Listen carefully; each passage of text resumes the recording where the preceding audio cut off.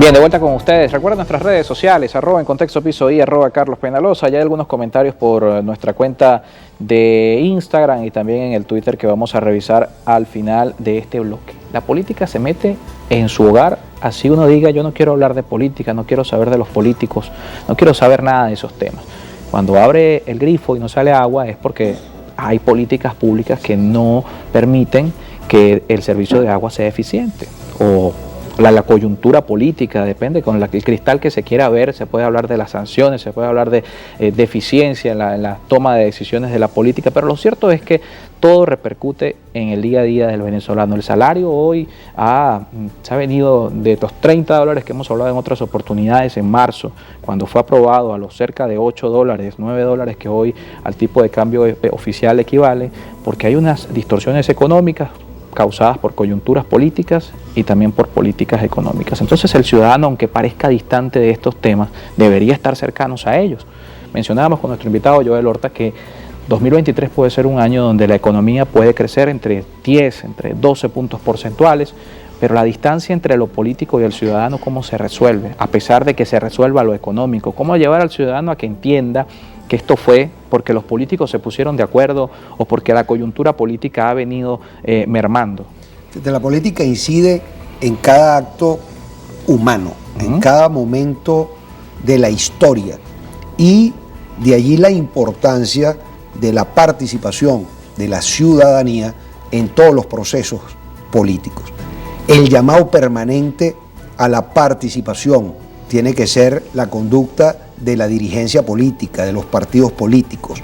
Esa equivocación en la que anduvo por mucho tiempo un sector radicalizado de la oposición venezolana permitió en el 2005, por ejemplo, que el oficialismo ocupara absolutamente todas las curules de la Asamblea Nacional, pero asimismo cedió los espacios de alcaldías y gobernaciones. Y lo mismo sucedió en el 2018 con la no participación de una buena parte de la oposición venezolana, y regalaron entonces la reelección al presidente Maduro. Lo mismo ocurrió luego con la Asamblea Nacional actual.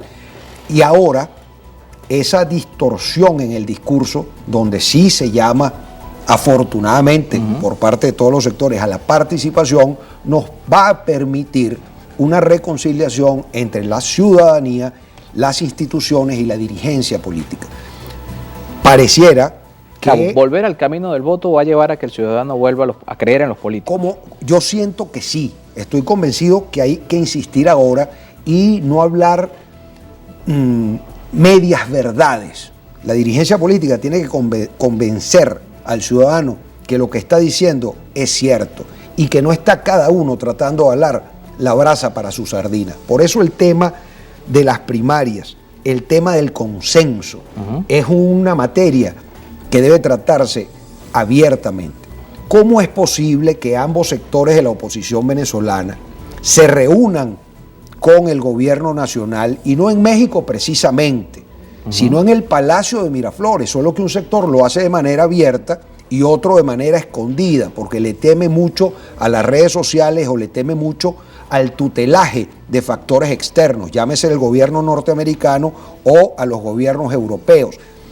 Y se produzcan esos acuerdos y esas reuniones y no se puedan sentar los dos sectores opositores a ponerse de acuerdo en la concreción en principio de una candidatura única que le permita competir no para llegar de segundo en las próximas elecciones del 24, porque pareciera que todo se proyecta para el 2030, que es cuando tuvieran aspiraciones no de ser los jefes de la oposición venezolana, sino efectivamente de llevar a Venezuela por otro camino, porque la mayoría de los venezolanos sentimos que lo que se llama o se llamó la Quinta República se agotó. Ahora, ¿quién le habla a Venezuela de la Sexta República?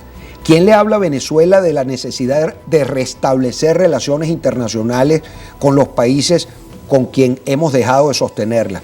¿Quién le habla a Venezuela de la necesidad de reestructurar nuestra deuda externa y acudir a organismos internacionales multilaterales como el Fondo Monetario Internacional, como el resto de organismos internacionales que están en la posibilidad de generar la posibilidad de ingresos a Venezuela para entonces solventar el tema de los servicios públicos, todo el tema de electrificación, todo el tema del manejo de las aguas, todo el tema de la infraestructura escolar, de la infraestructura hospitalaria. Eso es lo que le interesa a la gente. Lo demás es simplemente el problema mezquino, pequeño, chiquito.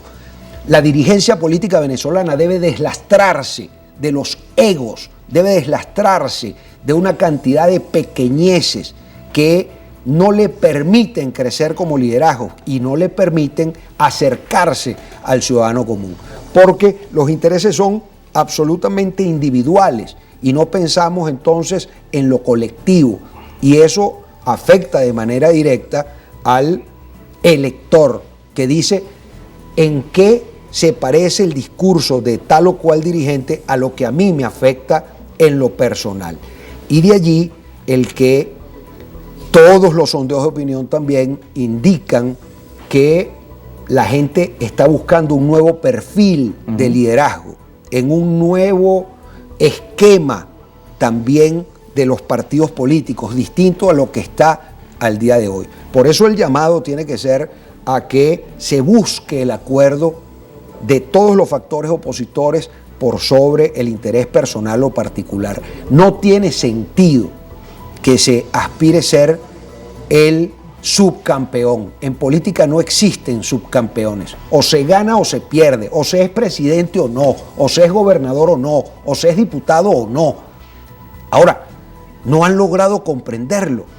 La división en las últimas elecciones impidió que la oposición venezolana obtuviera 18 gobernaciones, impidió que tuviera más de 150 curules, impidió que tuviera más de 300 alcaldías. Ahora, hay que ser muy necio para insistir en esa política.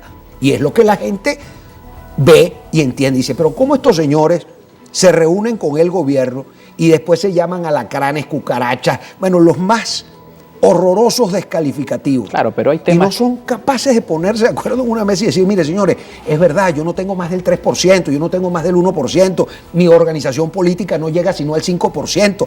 Vamos a buscar una persona que reúna el perfil para poder combatir con el candidato del oficialismo, que además en este caso muy probablemente sea el presidente Maduro y goza de una estructura bastante más sólida, que es la del PSV, sobre el resto de los partidos. Ahora, tú dices esto y hay un sector muy chiquitito que está entre el 6 y el 8%, que dice, ahí está, ese es el discurso que aupa al chavismo y al madurismo y al oficialismo. Son colaboracionistas. Son los colaboracionistas, no. Los cohabitadores. Ojalá hubiese miles de millones de venezolanos que quieran colaborar con la salida de la crisis de Venezuela. Y hacia allá hay que empujar el discurso, hacia allá debemos ir. Yo estoy convencido que los venezolanos de buena voluntad están por encima de los liderazgos que se empeñan en las mezquindades y en no entender que lo más importante es que Venezuela salga de la crisis lo más rápidamente posible. Y solo lo podremos lograr con el esfuerzo mancomunado de todos los ciudadanos que vivimos en este país e incluso los que hoy se encuentran fuera de Venezuela. Pero ¿quién puede hacerlo? Lo conversamos luego de la pausa. Hemos visto algunas mediciones de opinión en los últimos... se nos agotó el tiempo. Es la última parte. Nos debieron regalar otro bloque. Estaba buena la conversación con nuestro invitado. Queríamos ver, si me permiten un minuto nada más entonces, ¿quién puede? Porque los rostros tradicionales de la política, según las encuestas, hablan de liderazgos que no superan los 20 puntos porcentuales. Es decir, hay una brecha todavía de 80% que va entre rechazo y desconocimiento, y eso precisamente abre la pregunta, ¿quién puede conectar con la gente? ¿Qué tiene que tener ese rostro para poder hacer ese enganche con el ciudadano y encaminar ese deseo? Porque las mismas encuestas dicen más del 70% del país quiere un cambio político. Lo que ocurrió cuando insurgió en su momento el presidente Chávez, alguien que conecte con el ciudadano común, alguien que conecte con la gente porque está diciendo verdades, porque no está siendo una farsa, no está siendo un hipócrita. Cuando surge ese dirigente, cuando surge ese líder, tendremos probablemente un outsider del que está hablando buena parte de Venezuela. Así que, por lo pronto, feliz Navidad,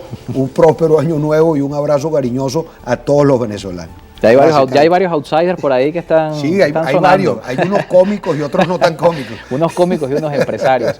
Con Joel Horta con nosotros, muchísimas gracias por acompañarnos. Bueno, igual feliz Navidad y el compromiso de que lo volvamos a invitar ya en 2023. Hacemos una pausa, saludamos, por cierto, lamentablemente se nos agotó el tiempo para leer algunos comentarios, pero aprovechamos para saludar a Edilia Ruiz, que nos envió por acá en Instagram. Feliz y bendecido jueves, muy buen invitado, excelente espacio y muy elegante. Saludos desde Barquisimeto, Estado Lara, para Edilia y también para el doctor Luis Loyo, que nos escribió a través del Twitter. Hacemos una pausa y seguimos con más.